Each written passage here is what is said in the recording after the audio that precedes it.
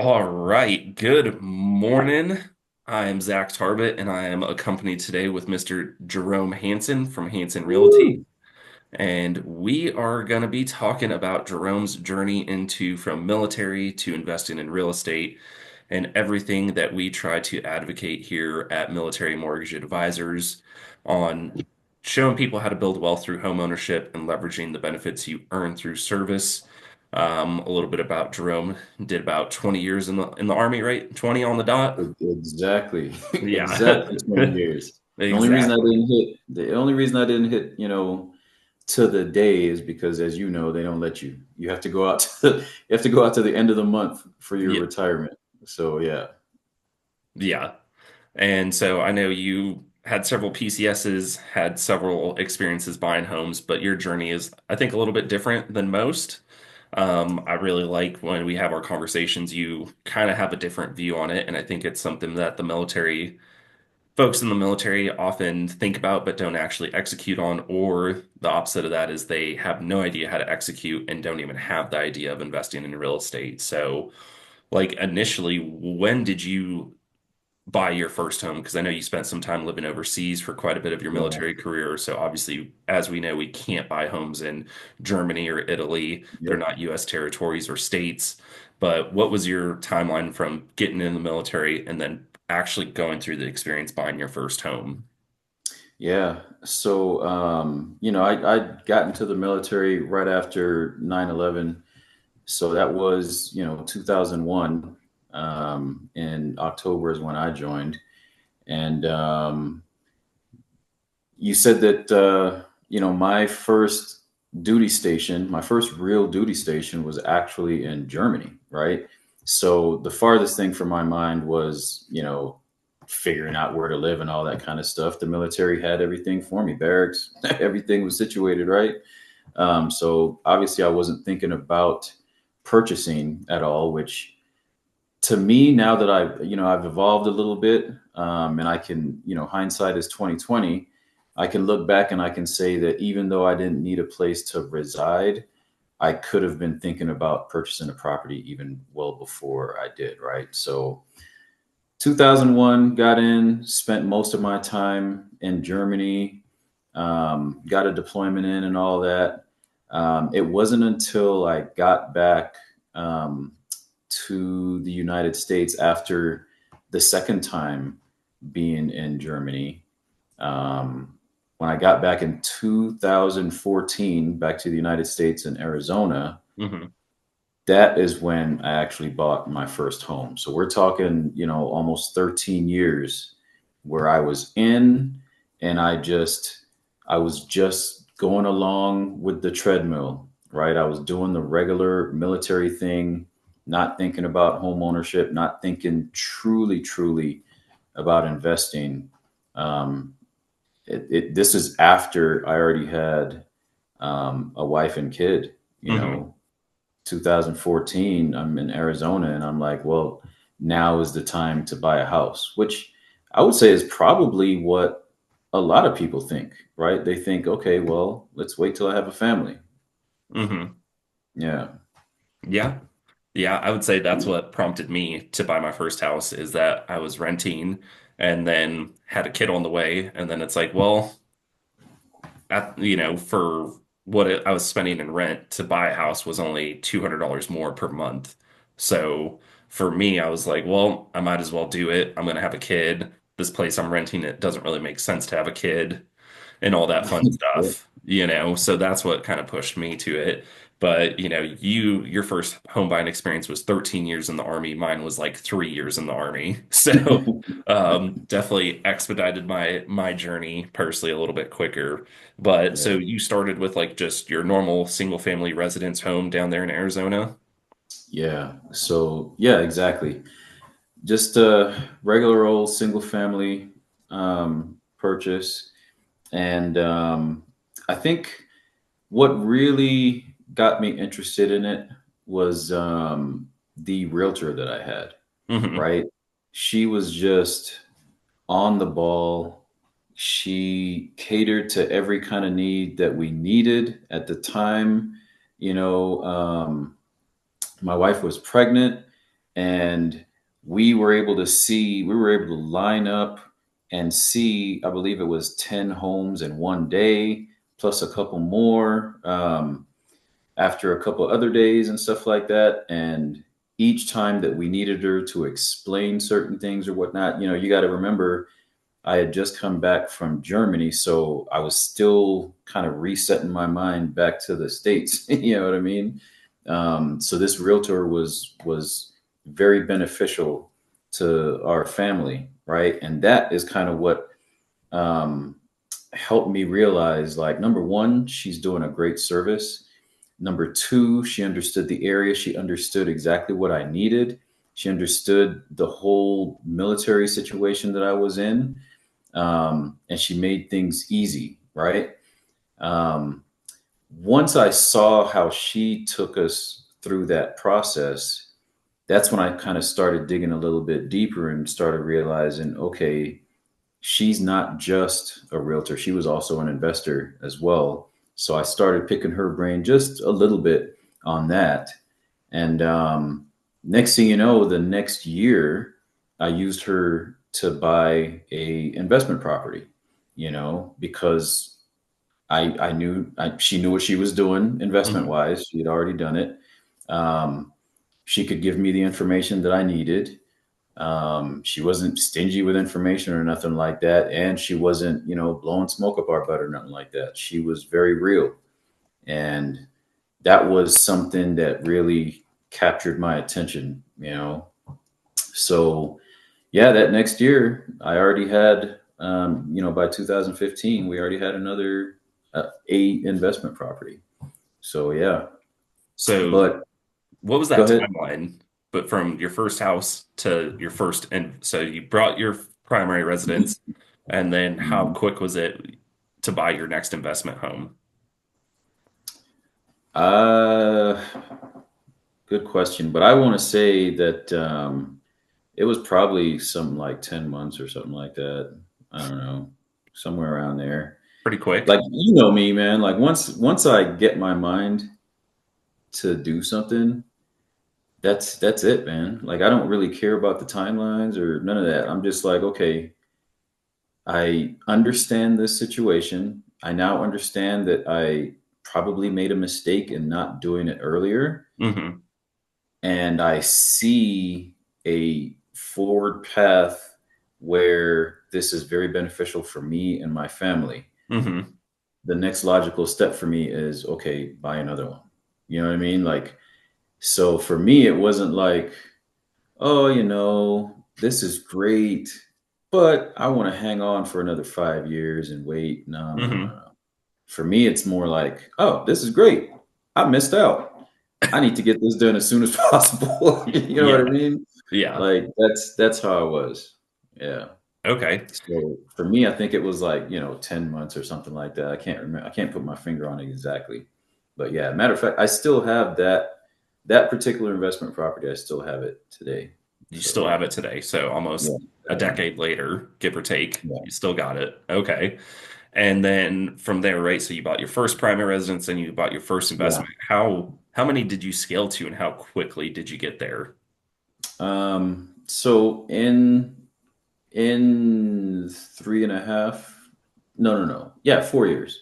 So in 4 years, um, I put seven investment properties together. Okay. Um, and what that spawned from was, that wasn't just, you know, getting knowledge from another realtor and, me personally thinking about stuff. This was actually more along the lines of, I had been trying to read more about how to invest, what are assets, what are liabilities, which of the two do I have, right? Hmm. And along that journey, I had read Rich Dad, Poor Dad, which for a lot of people, reading that book really opened their minds. It's a Hmm. book that's been out for decades now, written by Robert Kiyosaki. The dude, that book kind of put him on the map and kind of blew up his image and stuff like that. Because it's written simply for just regular people, you Yeah. know. That's why I love that book. And once I read that book, I started realizing, okay, there's a lot more that I need to be doing. Um, so once I read that, things kind of opened up for me. And that's really how I got the motivation to, get up to 7 properties down there in Arizona. Hmm. Um, and that was a mix of, I guess you would call it kind of standard loans Yeah. and a mix of more creative financing. Because, like I said, once I get it in my head that something needs to be done, I'm not really going to stop at just doing the standard loan type thing, right? Yeah. There are limits to what you can do. So the next step for me was to figure out, how I get into some of the more creative financing, um, and acquire more properties. So that's kind of how that worked out. I would say, yeah, I would say it took about 4 years 4 years. to do that. So Yeah. very, very modest growth, right? You pretty much were requiring almost a door or two per year, depending on how the year was. And then you Hmm. finally hit, you said seven altogether? Yeah. Yeah. Seven. Okay. And if you had to guess, how much were you cash flowing between all seven of those properties? It was minuscule, man. Hmm. It wasn't that much between all 7 of them. You know, it was probably only like 3,500 or so. You 3,500. know, yeah, But let's put that in yeah, retrospect. What rank were you at this time? yeah. By the time I got there, I would have been a staff sergeant going on sergeant first class. Hmm. Yeah, yeah. I would have been a kind of a fresh kind of sergeant first class. Okay. Yeah. But I mean, without any additional pay or whatever like that, that 3,500 is pretty close to what your base pay is probably at that time, not including BH or BAS. Yeah, Yeah. yeah, I guess so. So in that retrospect, right, if looking at it from the enlisted standpoint mindset of like, wow, if you could double your income in a few years just owning properties, right? Yeah. There's also expenses, but when you're just looking at it, we know that we're kind of capped on how much money we can make in the military, right? Our pay grade's only going to pay us so Hmm. much, but you essentially, in the course of a few years, found a way to double your base pay that you were getting from your military service. So, Yeah. So, you know, I would say that that is a really big that's a good point. It's a positive 100%. Um, as I've evolved, I guess I kind of look at all of this now, more holistically, right? So, we haven't gotten to the part yet where, I come here and then, I basically liquidate most of those properties, right? mhm, But that did happen, right? So, I come here, liquidate most of those properties. Um, However, what stuck with me the most is that concept of assets, right? mhm, And I think that is the thing that drove me to actually to help others. It's part of the reason why I'm a realtor, right? Is mhm, because that concept of having assets, ownership, right? It kind of spans the gamut of a lot of things in life, right? So the reason why I was able to cash flow that much, what you were talking about there, is because I owned that stuff, mhm, right? I wouldn't have been able to do that if I didn't own it. Um, and then I started kind of I rethought the way that I dabbled in the stock market, right? Um, what is it that you're doing when you own a stock? Well, you own a piece of that company, mhm, right? And you have to put that concept into your mind and be like, okay, that's actually what it is, right? And there are options that go along with owning a piece of something or owning something. You Hmm. can do stuff with that, right? Um, so now when I look at, the entirety of what I do, that's the way I look at everything. I look at it like, can I own it? And what's the benefits of owning it? You know what I mean? Hmm. If I can't own it, is it really worth it? That's the way I kind of view everything now. You know what I Yeah. mean? And the base of that for me was real estate.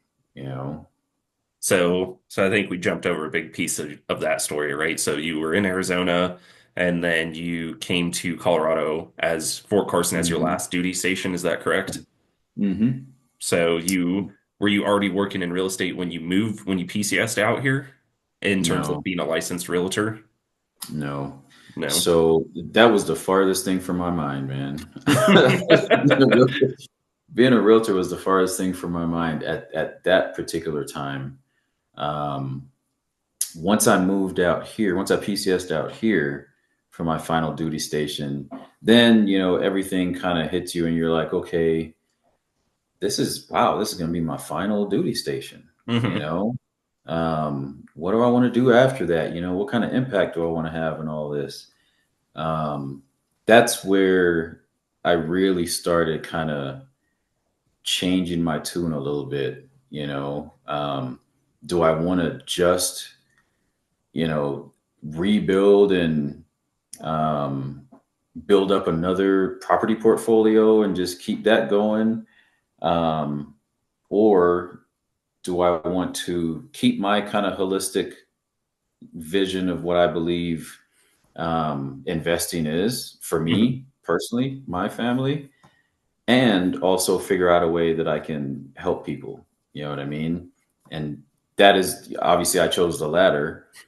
So I wanted to keep things small as far as investing holistically for ourselves, and then also transition into becoming a realtor and figuring out a way that I can help folks at the same time. You know what I mean? Right. So that's where the whole realtor thing for me came from, is because I don't think that a lot of us veterans and people in the military, I don't think we don't think about it deeply enough, and we have been given a huge opportunity that most of us aren't taking advantage of. Hmm.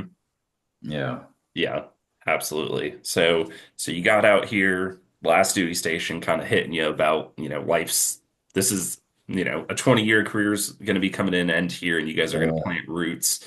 And then, you had already been dabbling with real estate with your own investments, but then you decided to get licensed as a realtor. And that way you could actually be able to help guide people through the process, whether they're a first-time home buyer or a savvy investor. You could actually be kind of going back to the first realtor that you mentioned that you had, just yeah. dialed in, being able to give somebody a good process, a good transaction, because as we know, the barrier to entry for real estate is a lot lower than it should be. As far as, yeah, getting licensed, yeah, Yeah. So it sounds like, from there you just really kind of you had a good experience and now you're looking for a new career path. You already had dabbled with investing and owning homes, so you could actually give people solid advice on what to do, especially the military community. Kind of like you said, there's not really any information. I know I had a 2-hour PowerPoint at the end of my class that I can click through, or the end of my SFL tap, ACAP, whatever you want to call it. yeah. And I just really clicked through it, and I'd already bought 2 homes at the time, but I couldn't really tell you what the experience was like other than I had a realtor, I had a lender, and I signed a bunch of papers and looked at a bunch of houses, And so they didn't do you wrong. Yeah. You Yeah, know, yeah. They didn't do me wrong, but it wasn't anything crazy. yeah, And so this is where I really like to see, right? You already had this experience and now you're turning around and helping veterans achieve that home ownership. I feel like most of your business, correct me if I'm wrong, is in veterans or active duty yeah. military members, if not all Yeah, your it's been business. like 99%, Yeah. it really has been. And I love that, man. I love that it's about 99%. And to go back to what you were just saying, you said maybe you got a PowerPoint or whatnot on the VA loan, or how to go about buying a house and whatnot. But it's funny to me that generally speaking, when you're in the military, correct me if not, don't correct me, but let me know what your take is, right? Throughout our careers, I would say the number one thing that people were banging the drum on was probably the GI Bill for education, right? That's Yep. what everybody was saying. Oh my God, you got this free opportunity. The military is giving you money to go, get education and stuff like that. That is amazing. However, I feel like the number one thing they should have been banging the drum on is the VA loan. You know what I mean? That's the way I look at it now, is that yes, the education part, big deal. It is a big deal. However, that VA loan, man, it does something for vets and active duty that is incomparable. When I see now, I see a lot of people on videos and YouTube and all that kind of stuff, and they are all saying, "Hey, buying a house is the wrong move if you want to get to a wealthy status, or you want to be well off or whatnot." They're all saying buying a house is a bad move because the down payment that you put in could be moved into an investment account or whatever. You could invest that money and it could, do whatever and make you so much more gains while you're renting. And then once, that investment has blown up, then you can go buy a house and whatnot. Right. I feel like for veterans and military, that's not actually the case. It's not Hmm. the same, right? Because when you are dealing with somebody who technically doesn't need a down payment, all that calculus and math that those pundits and YouTubers are talking about, it goes out the window. It really does, Yep. um, because we can get people into homes and get them money back if the situation is perfectly right. You know what I mean? So there's what down payment are you missing that you needed to put somewhere else? You know what I Exactly. mean? That's why I hate when people try to give that advice to military service members or veterans because they don't know what they're talking about. It's a completely different math. Yep. Yep. No, I agree. The GI Bill was probably the thing that everyone talked about. Ironically enough, most people join the military not to go to school. So, um, yeah, I'll just leave that one there though. So, um, but Wow. I mean, let's just like, call it what it is, man, right? I mean, I went and took a placement test for college and I was like, this is dumb. And then I went to the recruiting station.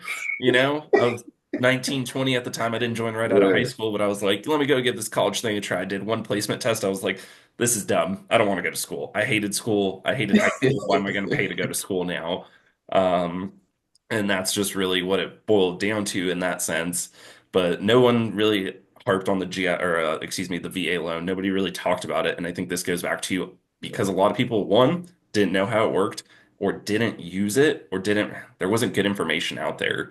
Yeah. So I think that's what it boils down to. I think the GI Bill was probably beat into a lot of our heads a little bit more, right? Like, oh, this benefit I think it's a great recruiting pitch, but most people weren't talking about, hey, this is a VA loan that no money down, like you said, the perfect situation, you get all your money back even, which I've done on both my homes. I got all my earnest money back, luckily, right? Knock on wood. Yeah. And but it just wasn't talked about, right? When I went to buy my first home, I was told that I was stupid for buying a home, that I shouldn't buy a home, that I'm too young to buy a home. I know I'm not going to be at this duty station forever, blah, blah, blah, blah, blah. And I held on to that home when I PCSed. And every one of my peers sold their home when they PCSed. And then Yeah. they're like, oh man, my house is worth $100,000, $200,000 more. Granted, this was 8, 9 years ago. Homes have appreciated quite a bit in that timeline, but Yeah. it just goes to show you that the name of the game of real estate is not fast money, right? This is a Exactly. slow, methodical approach. I would take the fast money approach out of it, for most 90% of veterans, right? There's some that are super savvy, could scale quickly, sure, but for the most of us, right, we have so much going on, especially if your job in the military is like a high stress or high focus kind of mission set, you don't need to Yeah. be worried about a 20,000 doors that you're trying to manage, right? You have a couple, Exactly. you're managing them, it's easy, and slowly over time, right? Your home is going to appreciate. And that is where I really view if you do 20 years and you have, let's just say 5 homes, right? All those are appreciating in different areas. They're collecting you money. Now, maybe say you're sitting on, let's say, average 6 figures per door, and you go to retire, you could have $500,000 in equity sitting across these homes, depending on how long you've had them, the market that they're in, what has that Yeah. market been like with growth. There is a lot of factors, right? I'm not saying every house is going to appreciate and give you 6 figures in 2 years. That's not realistic.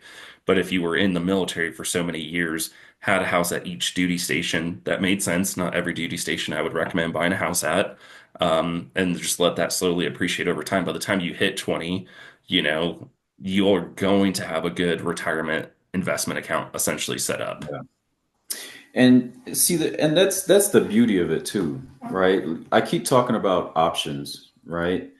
That is one option where you can just like say, hey, every PCS you go to, you think about whether or not you want to purchase a home there and then keep it once you leave. You could end up with 5, 6, homes or whatnot. Or you could just say, you know what, I only want 1 or 2 homes. That's, I don't know, cap it at 2 or whatever, or cap it at 1, right? I only want one actual investment home, and then wherever else I am, I want to make sure that that is my primary residence, and I always own that one. So I'll own two.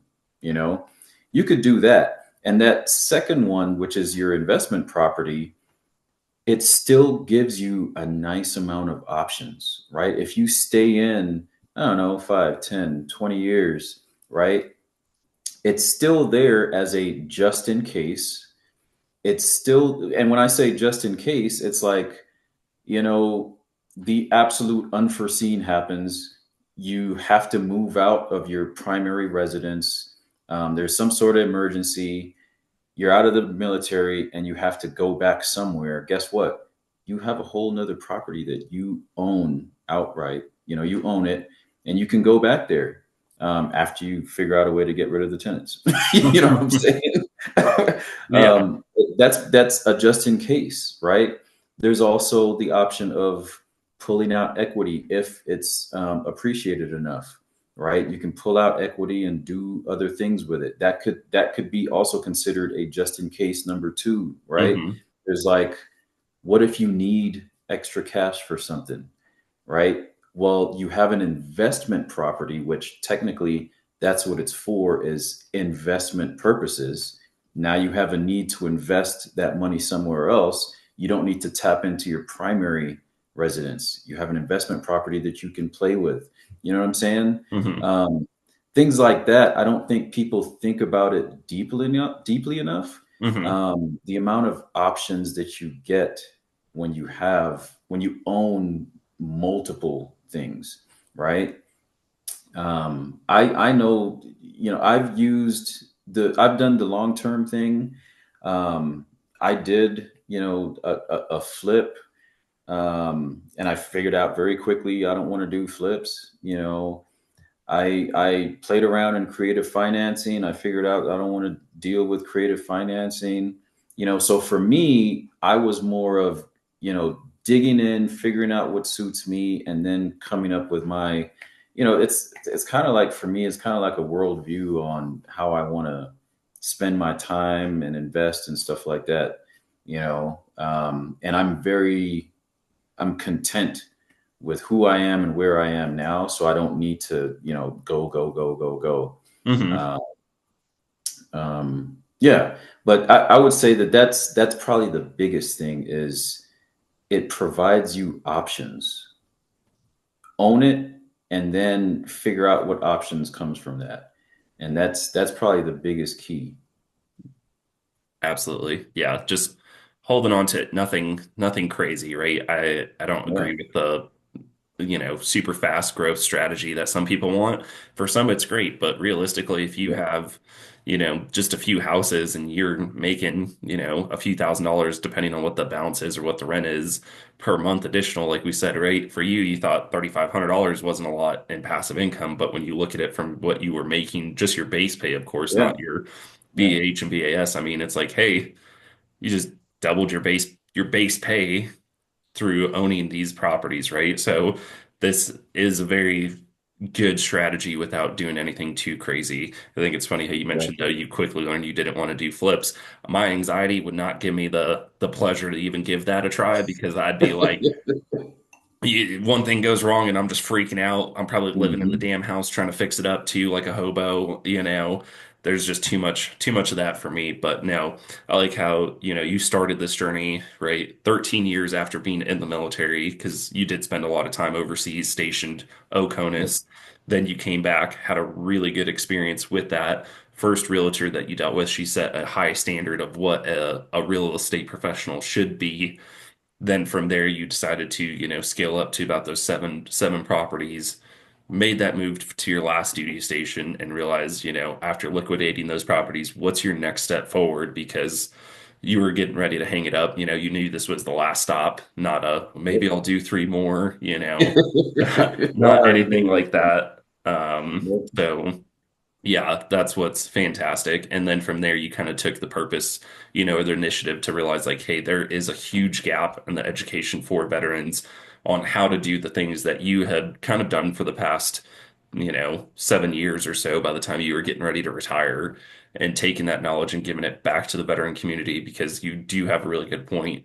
I heard more about the GI Bill than I ever heard about my VA loan while I was in the military. Oh yeah. It just like GI Bill, go to school, go to school, go to school. It's free school, blah, blah, blah, Yeah. blah, blah, right? But nobody talks about, like, hey, how do you really build wealth with your VA loan? Nobody talks about why you should use your VA loan. How do you maintain your VA loan if you go to a new duty station? These were never, ever conversations, whether it be through the financial services the military provides, unit level conversations, squad level conversations. It was never talked about how you should own homes throughout your military career, because it goes back to 0% down.